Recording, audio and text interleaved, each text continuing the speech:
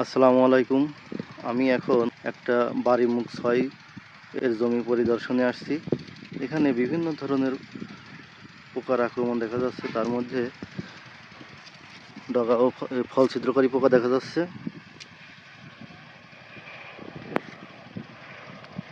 এই ফল ছিদ্রকারী পোকার জন্য অ্যামামেকটিন বেনজয়েড গ্রুপের প্রোক্লেম আছে, লিভা আছে, এগুলো স্প্রে করলেই এই ফল ছিদ্রকারী পোকা দমন হয়ে যাবে। আরও কিছু পোকা আছে, যেরকম গান্ধী পোকা আছে, তারপরে জ্যাসিড পোকা আছে, যার আক্রমণে দেখা যাচ্ছে মোজাইক ভাইরাস ছড়িয়ে যাচ্ছে আস্তে আস্তে।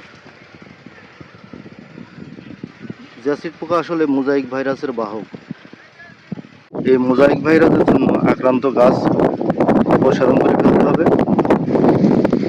এবং ইমিডাক্লোরোপিড গ্রুপের কীটনাশক স্প্রে করে দিলেই জ্যাসিড পোকা দমন হয়ে যাবে ইনশাআল্লাহ।